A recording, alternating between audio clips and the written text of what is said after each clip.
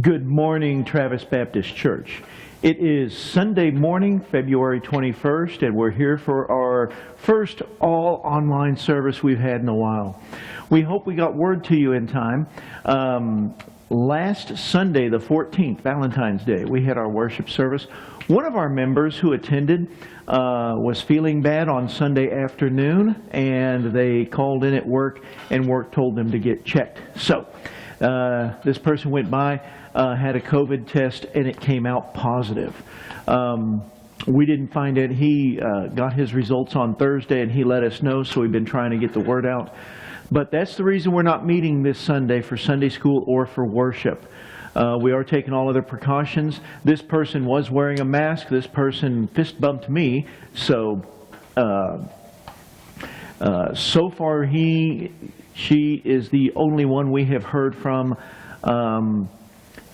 So here's the deal. If you were at church on the 14th and you start feeling bad at all with sniffles, or you maybe can't taste anymore, or any of those other symptoms, sniffles, fever, cough, anything cold, flu-like, go get tested, please. And we want to make sure that this person was the only one that had this. So if nobody else comes down with it in the coming week, we will have service again live on the 28th. And then also on the 28th, we were supposed to have the business meeting and deacons meeting this Sunday. We're just going to bump that down to the 28th. So please be aware of that. And we will make an announcement later about Awana during the week. We have a vacation Bible school meeting scheduled for Monday the 22nd, tomorrow, 6:30 in the sanctuary. Yes, we're going to have that because that's only just a few people, and we have it in the sanctuary. You can spread out. I'm even going to turn the sound system on so she doesn't have to talk loud. So we're going to go ahead with that, okay? As long as there's not a widespread contagiousness through the church, we think we're all right doing something like that. So again, though, if you are here on the 14th and you've had any issues at all, please get yourself tested. We are still beginning our new series, Torn, the journey through the torn veil of the temple up to the empty tomb. This will be our Easter emphasis this year. The next several Sundays, from now until Easter Sunday, we'll be presenting a series of messages on this theme of what we've gained through that torn veil in the temple all the way up to the empty tomb. And this little Bible study booklet is available to you. If you want to come by and get one, they're at the church.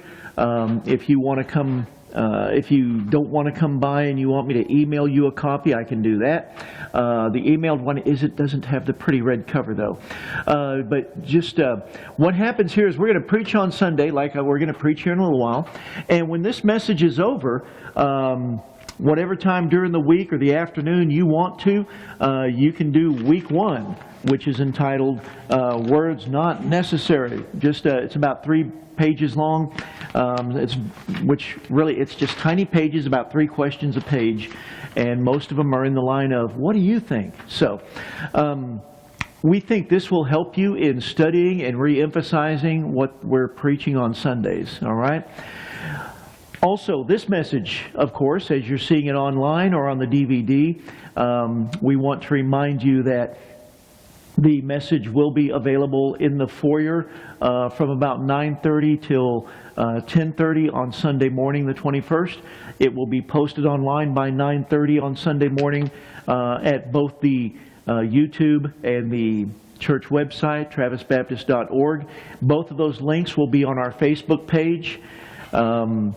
So there is that. Many of you ask me when we do it online, I don't have the sermon outline. Well, number one, the sermon outline is always posted with the bulletin on the church website. There's actually the same tab you go to for the sermons. You can look and click for the bulletins. And there'll be the bulletin in there with the blanks. If you will go to the sermon on the website or the YouTube page, and you scroll down a little bit into the description area, we have the sermon outline there with the blanks all filled in. Also, when you get the messenger next Tuesday or Wednesday or Thursday, whatever day it arrives to you, either emailed or mailed, we have the sermon outline with the blanks filled in with that messenger, okay? So, there you go, all right? And we hope this is a blessing to you. We hope today goes well for you. We are praying every single one of you has electricity. Every single one of you has water running, praying that this boil order goes away soon, and just keep praying for your fellow Texans, your fellow church members. Let's pray as we get ready for the service to begin. Our Father in heaven, we love you. We thank you for all that you do for us and through us and in us.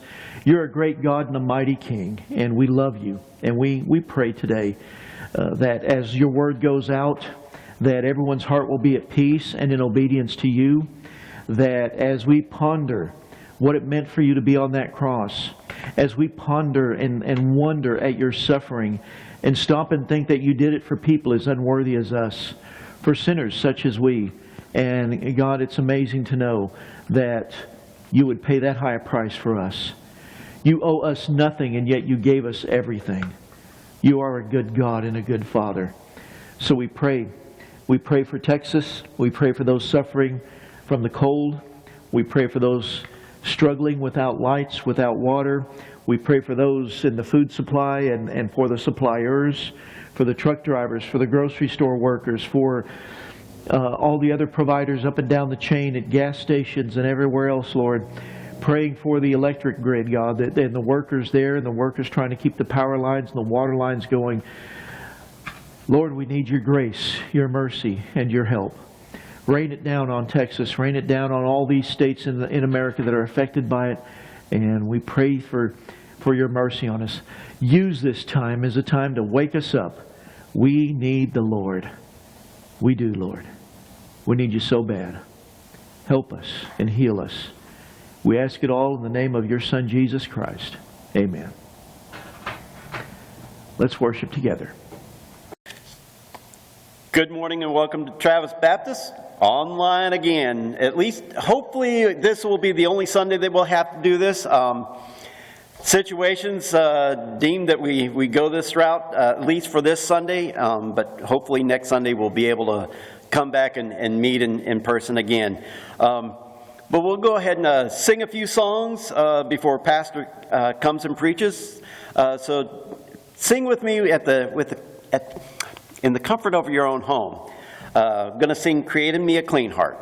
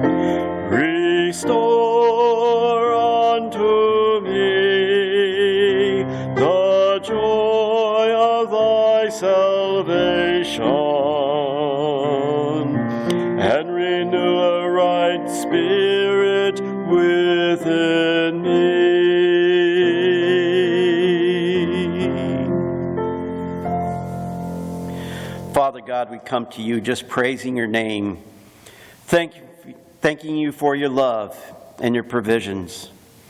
We thank you, Lord, for the opportunity to just openly praise you and worship you, Lord.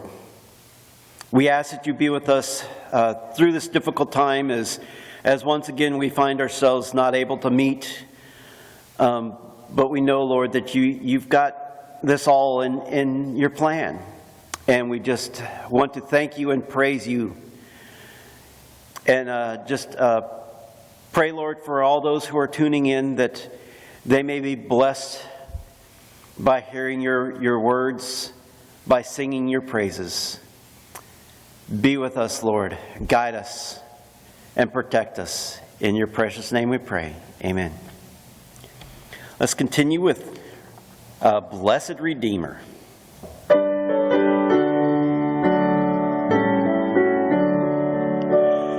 Up Calvary's mountain, one dreadful morn, walked Christ my Savior, weary and worn, facing for sinners death on the cross, that he might save them from endless loss. Blessed Redeemer, precious Redeemer, seems that I see him on Calvary's tree, wounded and bleeding, for sinners pleading, blind and unheeding, dying for me. Oh, how I love him, Savior and friend. How can my praises ever find end? Through years unnumbered on heaven's shore, my tongue shall praise him forevermore. Blessed Redeemer, precious Redeemer,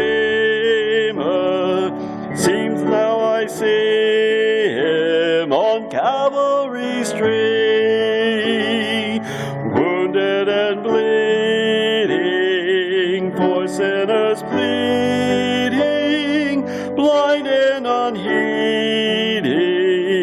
dying for me. Are you washed in the blood?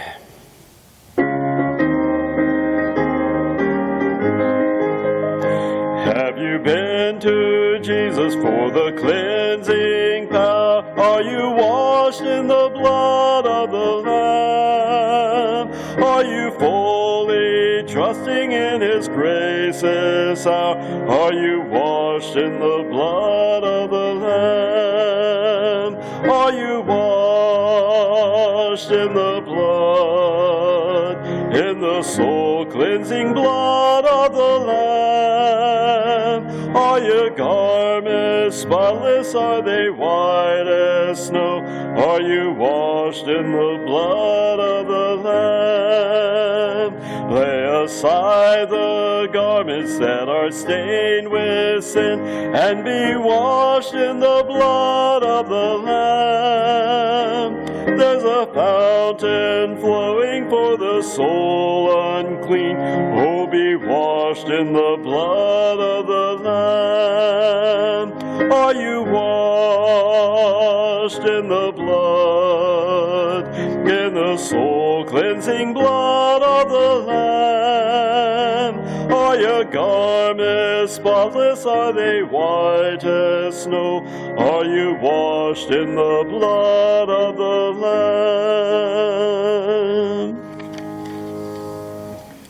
At the cross.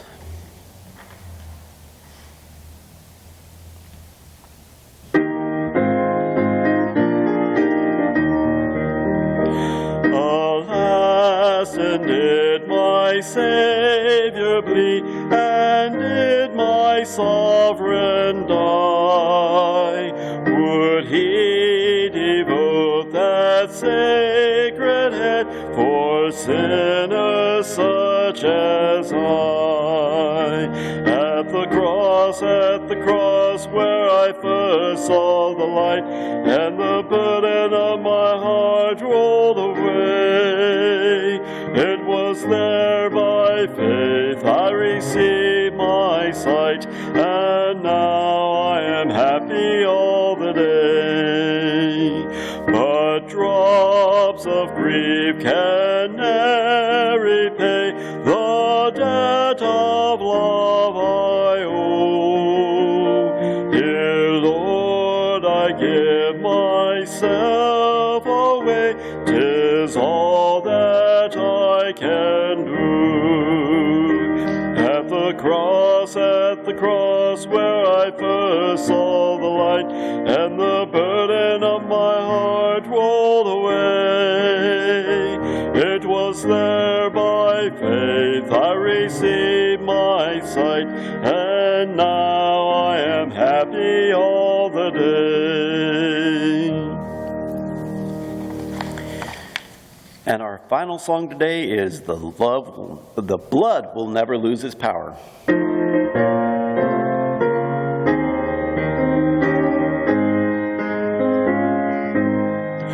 The blood that Jesus shed for me,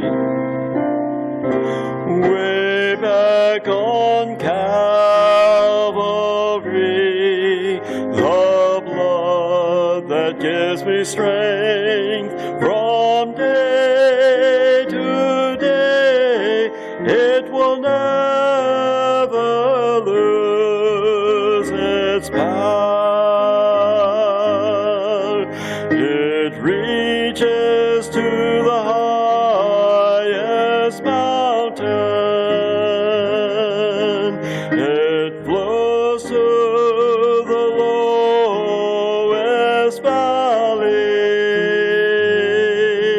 The blood that gives me strength from day to day, it will never lose its power.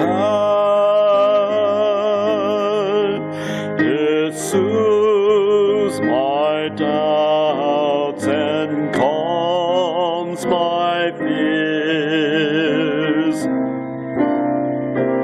and it dries all my tears. The blood that gives me strength from day to day, it will never lose its power. It reaches to the highest mountain. It flows to the lowest valley. The blood that gives me strength from day to day, it will never lose its power.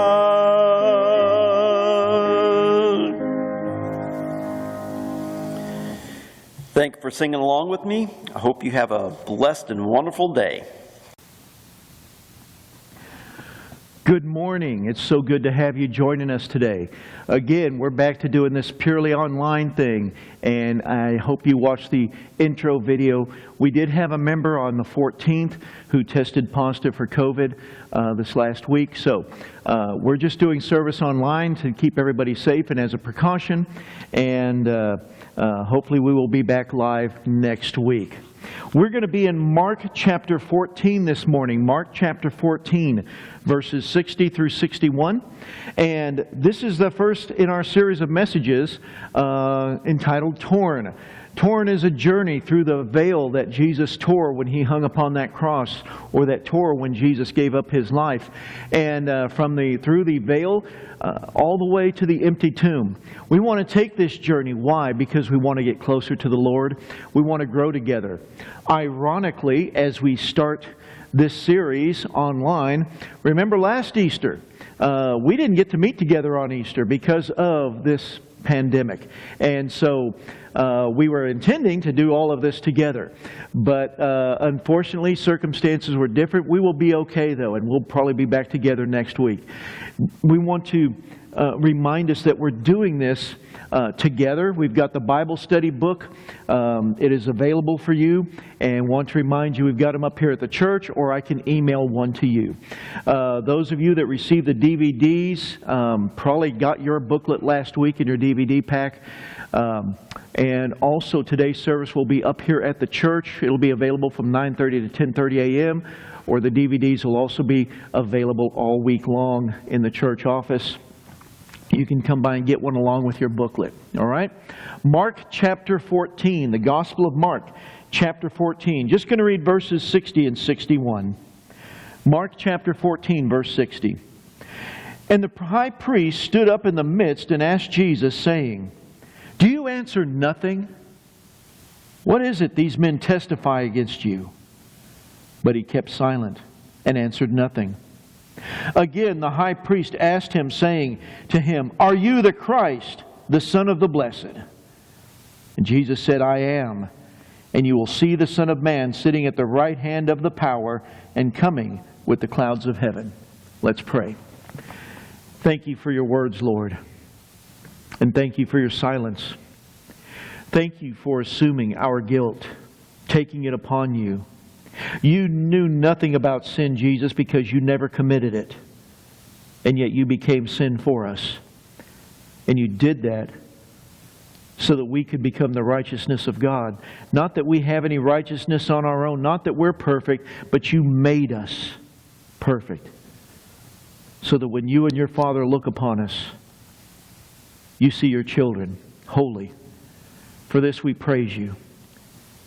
And for this we stand in awe and honor of what it cost to make this possible.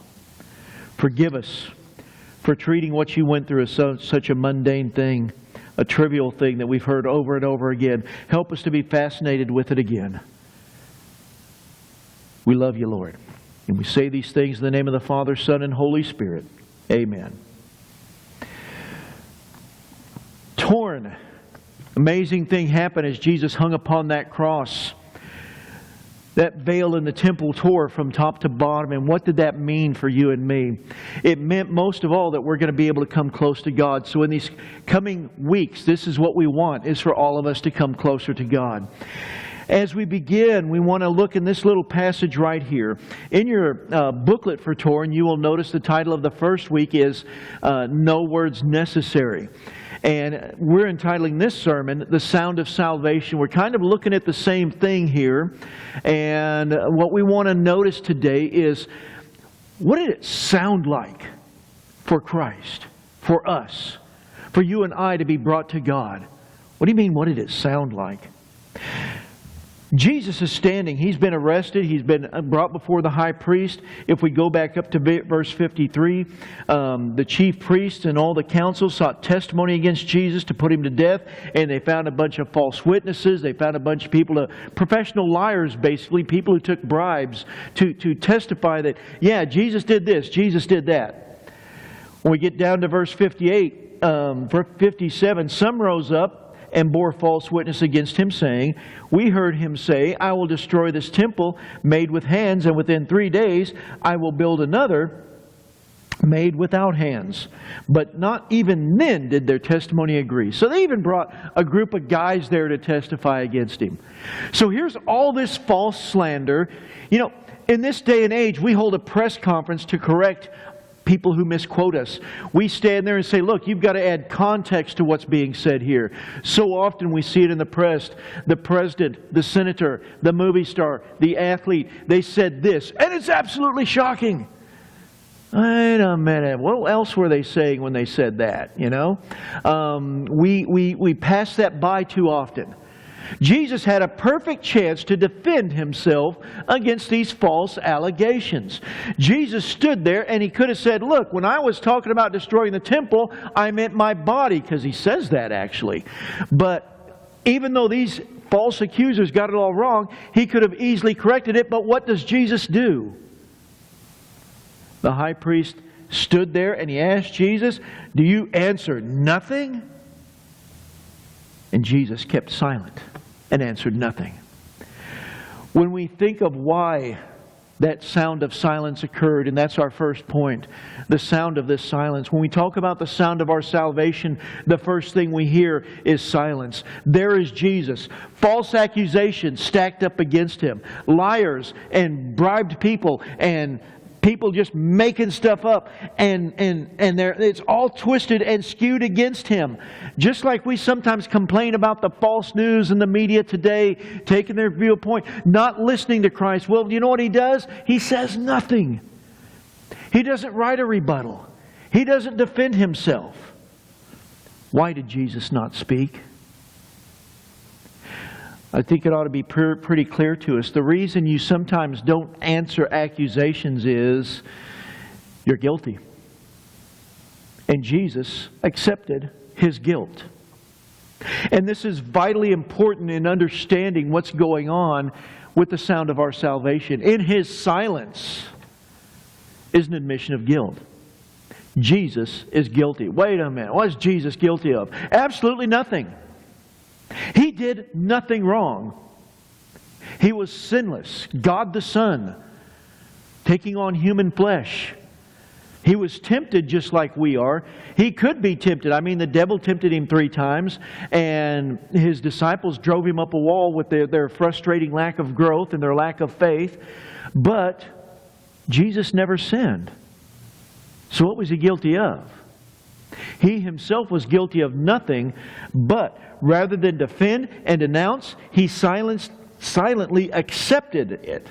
And He would confess His guilt to the charge of being the Son. Now, what am I saying here? First off, Jesus was guilty of my sin and your sin. He assumed our guilt. In other words, He did nothing wrong. But as it says in 2 Corinthians 5:21, He made Him who knew no sin. God made Him who knew no sin. Him who didn't even know what sin was like. He who never committed it. He made Him to be sin for us. The picture is simply my guilt and your guilt. We're guilty. Jesus takes the blame for it all. Jesus assumes our place. We deserve the condemnation of the cross and separation from God. We're the ones who should be crying out, my God, why have you forsaken me?" But that didn't happen because of us, or that wasn't us, because it was Him instead. He took the guilt. I deserved the blame. He assumed it. I deserved the condemnation. He accepted it. He experienced it in our place. In His silence was a plea of guilty. Now when the chief priest says, "Well, are you the Christ, the Son of the Blessed?" Well, yeah, Jesus pleaded guilty to that. He says in verse 62, "I am, and you will see the Son of Man sitting at the right hand of the power and coming with the clouds of heaven." See, really the reason He got crucified was He was the Son of God. It was God's plan. It was His destiny. So when Pilate says, "Look, you have nothing to say to all these accusations," Jesus assumed our guilt and kept silent. So then He says, "Well, are you the Christ, the Son of the Blessed?" And Jesus raises His right hand and says, "Guilty as charged. Yes, I am." The high priest, upon hearing Jesus' answer in verse 63, got so upset he tore his clothes. This was their sign of anger. This was their emotions. They just, we say pulling our hair out when we get really angry. Tearing their clothes was both an act and an indication of their anger and their frustration with you. So the high priest says in verse 63, "What further need have we of these witnesses?" Jesus in His silence accepted our guilt. Jesus with His confession admitted who He was, leaving no doubt, "Yes, I am the Blessed One, the Son of God. And one day you're going to see me coming in the clouds. Because when this is over, I will be sitting at the right hand of the power. I will be sitting at the right hand of the Father." This is available for each of us. The sound of His silence, marked also by His confession. Stop for a minute and remember, your salvation, your relationship with God begins with His silence. that He took that guilt on and assumed it for you and me. The second point we want to make here as we move on is not just the sound of the silence, but the sound of His suffering. Again, verse 63, do we have any need of witnesses? Man, the high priest is enraged. In verse 64, you have heard the blasphemy. What do you think? And they all condemned Him to be deserving of death. Listen to what chill might have run up and down His spine as they condemned Him to death. Now we know Jesus went willingly to the cross, but do you remember the night before all of this? The night before all of this, Jesus was in the Garden of Gethsemane praying, Lord God, Father, if there's any way of getting me out of this, please do it. Let this cup pass. Sweating blood, He finally said, but not my will, Father, but yours. You see, as it says in Hebrews chapter 12, Jesus, because the joy set before Him, endured the cross, despising the shame. It was not a pleasant experience for Him. He knew what was coming. When He heard those words, they condemned Him to death. And then in verse 65, listen to what happens. Some began to spit on Him. Can you hear Him? That loading one up. That's disgusting, Pastor. Well, that is what they did, though. You know good and well the bullies that those Roman soldiers were. They had a defenseless guy. They had a stressful job. A lot of times they got abused by the Jews and ridiculed and protested against, and nobody wanted them there. Well, they had a chance to take it all out on one of them. You hear the sound of their spit. You hear the sound as they tied the blindfold to Him and the thump of the beating. Did they use the butt end of their spears? Did they just hammer Him with their fists and their elbows into His back, into His ribs? The sound of His suffering. It says, they said to Him, prophesy. And then, you see, in one of the other Gospels said prophesy, and then they would slap Him. You heard that as it came across Jesus' face. And they've got Him blindfolded, so someone said, prophesy, who just slapped you? And he'd slap him, and then someone slap him again and slap him again. And you just heard the constant slaps, the pounding of the beatings, the spitting, all of these things coming down upon Him. Later on, there would be the sound of the whips, cracking, slapping against His skin, digging into it. There would be the sound of the hammers hitting the nails. That hard pinging sound as the point of that nail drove through the flesh of His hands into the wood. As the blood poured out of His feet, whatever anguished cries were coming out, but still you could hear the sound of that hammer, the sound of the wood, as they lifted the cross up and slid it into its place so that it would stand upright. The sliding of that wood, it must have been anticipating the incredible amount of pressure that suddenly Jesus felt upon His chest as all of His body weight now came down and His hands are nailed there and He can't pull Himself up, trying to pull Himself up on nails that are driven through His hands, driving with His feet, but there's nails there also. When that pain became too much, He would relax and then that pressure would build upon His chest and lungs and He'd try and push up until the pain was too much and then relax until the pressure got too much. An endless cycle of those sounds of Him gasping for air. The sounds of His suffering. The beating, the spitting, the slapping, the nails, the hammers, the whips, the wood, all of it. Have you ever stopped and listened to it?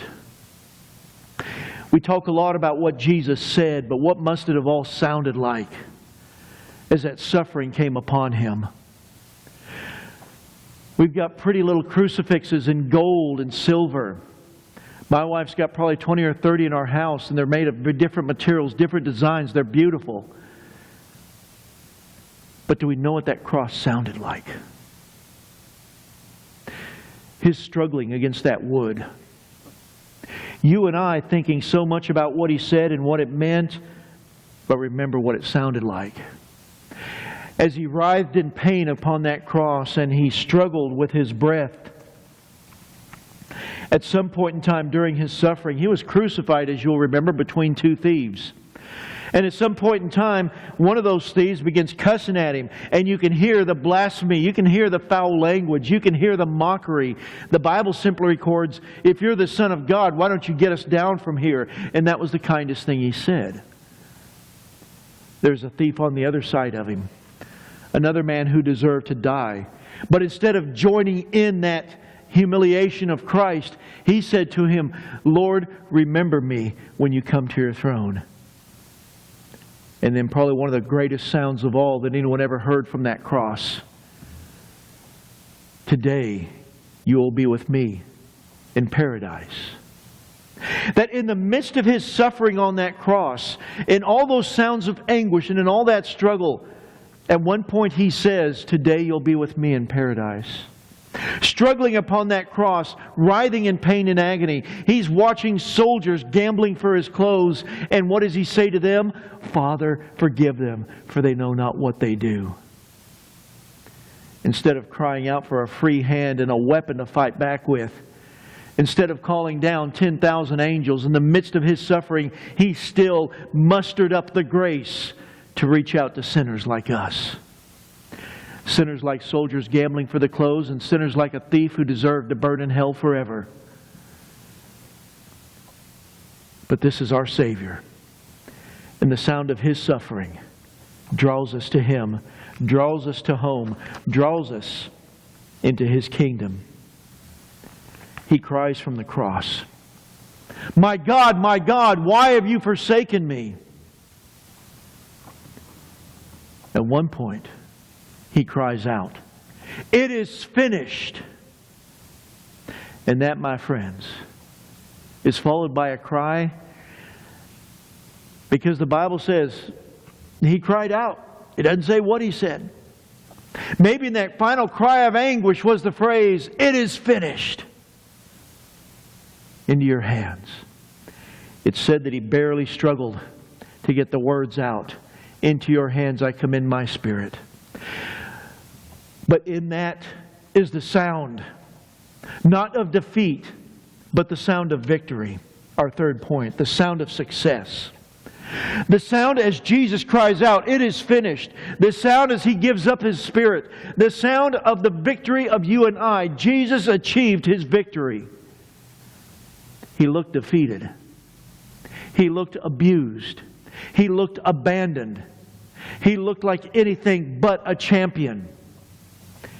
Incidentally, if you were my age or younger even a little bit, you may remember a Christian singer who passed away this week. A guy named Carmen used to sing a song about Jesus being the champion. That Jesus was like in a boxing ring with the devil. And just like in the first Rocky movie, it looks like he's going down for the count. Or maybe it was the second Rocky movie. He's going down for the count, just taking punch after punch from the devil. Punch after punch, blow after blow from the devil. The whips, the blows, the slaps, the spit. It looks like Jesus, this mutilated man hanging upon a cross, is defeated. But what happens when He cries out, it is finished? That was a cry of victory. That sound of Him giving up His ghost meant that my sin and your sin had been paid for. Over in chapter 15, verse 37. Mark chapter 15, verse 37, just a page over from where we started. It says, and Jesus cried out with a loud voice, it is finished. Into thy hands I commend my spirit. There was a loud voice. You hear it? And then there was a tearing sound. A loud rip. Verse 38. Then the veil of the temple was torn in two from top to bottom. When that veil tore, you've got to understand what happened here. First off, it happened from top to bottom. All right? Secondly, that was a big veil. It was 30 feet high and 90 feet wide. That puts it as approximately twice as wide as our sanctuary here. And our ledge, where we have the fluorescent lights that come on halfway most of the time, our indirect light, that's right about 18 feet, I think. We've measured that before. Even if you get the highest point of our ceiling here in the sanctuary, where it kind of pitches up there in that middle beam, that's still not 30 feet. That's probably about 28, 27. Look, that thing was bigger than this room, wider and higher. It was as thick as a man's hand. It took 300 people to carry that veil. We think of a veil as like what a bride wears in a wedding day, something practically see-through, or your grandma's thin little curtains in the living room. No, this veil took 300 people to carry it. Thing was huge. Thing was thick. Talk about your weighted blanket. Man, if that thing fell down on top of you, you were going to be hurting. And yet it tore. Like Pastor David's sermon notes. Tore. Well, tore. Just like that. And nobody was there. Meaning nobody was up on top. God tore that temple. Tore that veil in the moment that Jesus died. He cried out with a loud voice, and the veil was torn in two from top to bottom. In that moment, it must have been shocking for anybody that was in the holy place, anybody that was in the area, because, man, only one person, the high priest, one day, the Day of Atonement, one day a year was allowed to go past that veil. And suddenly, that thing's just been torn. Oh, what does this mean? Jesus, remember that accusation earlier in Mark? Where they said, Jesus said He was going to tear down that temple and rebuild it in 3 days. That was blasphemy. Well, first off, Jesus was talking about His body, because everything that temple did. The temple is where you went to pray for someone. The temple is where you went to offer sacrifice, to find redemption. The temple was where you went for someone to intercede for you before God. The temple was where you went to get right with God, to find atonement, redemption, forgiveness, all those things. It's where you took your prayers, and all the furniture of the temple was there to remind us how much we need the Lord. But here comes Jesus, and He says His body is that temple now.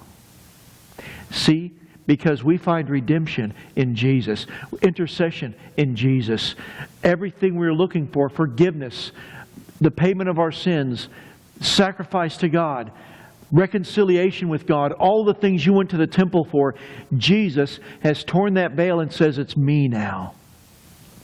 Yes, in 3 days, that temple rises out of the grave. He does rebuild it. With the tearing of that veil, that ripping sound that went from top to bottom, the shock that must have been on their faces. Yeah, those Jews kept using that temple. They just kept trying to ignore what Jesus did, even after a miracle like that. Even after His resurrection, and He was seen all over Jerusalem and all through the area by over 500 witnesses at one point, they still would not believe. They would rather hang on to their old ways, just like you and me. We would rather hang on to our old life, our old habits, our old religion, our old way of doing things, our comfort zone. Jesus just tore our comfort zone in half. He just ripped it up and says, come in close now. That veil indicated separation, that we were not to come too close to God. But now here comes Jesus, and He just tore it all down. What was meant to keep us separated from God fell to the floor harmlessly. We look at Jesus. He knew no sin, but in His silence, He assumed our guilt. We look at Jesus as He is guilty, and you and I have to imagine, when it says He became sin for us, you know, we have some of y'all here that you're really nice people, and your sins are probably really little tiny ones, at least in our heads they are. We don't know your secrets, and there's probably some bad stuff in your background. But think of the dirtbags out there. Think of the people you want nothing to do there. Think of the people you think lethal injection was invented for.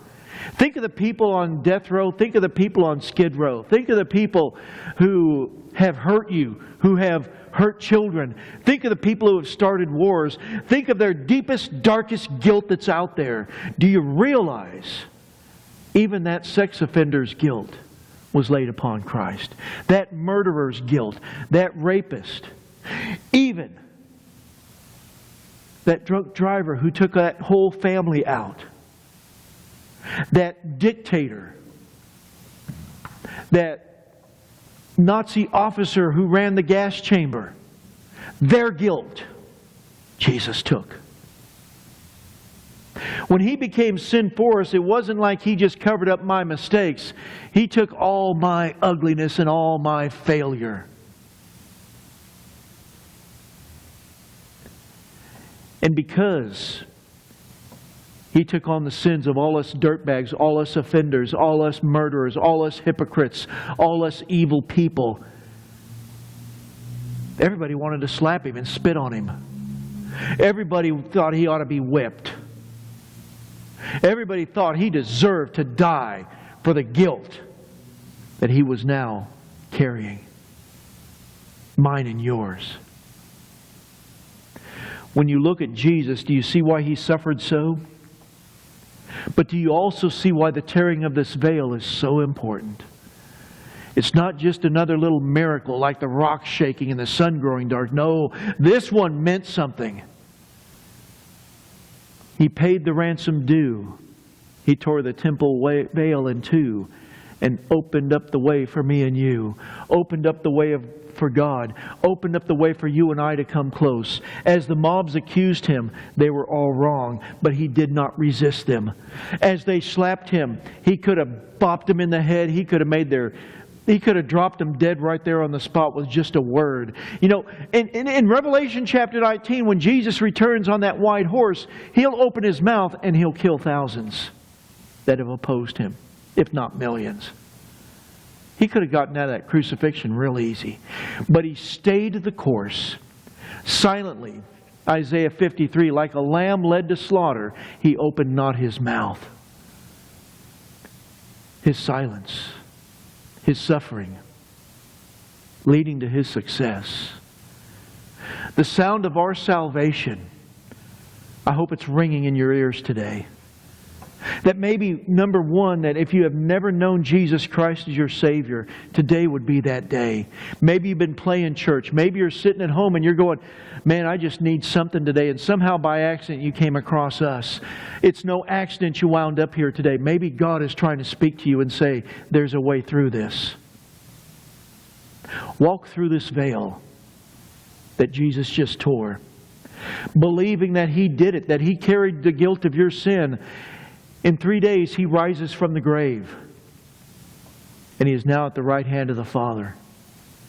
Because He did this, you can walk through that veil into the family of God. Whosoever believes in Him shall not perish, but have everlasting life. It's very clear about that.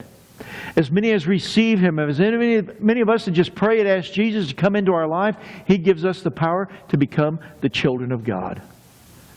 And that's available to you right now, wherever you're at. We're saying this is Sunday, but you might be watching this Tuesday, Thursday, a year from now. God's still speaking to you. Do you believe? The one thing He confessed to as they made fun of Him at His trial, the one thing Jesus confessed to is, yes, He is the Christ, the Messiah, the Blessed One of God, God the Son, who came to take away our sin, who came to bring us forgiveness. As we beat ourselves up, blaming ourselves for all the awfulness in our lives, here is Jesus. Those slaps, that spit, that hammer, that whip, all those sounds were the sounds of Him reaching out to you. That tearing sound of that veil was Him saying to you, come on in.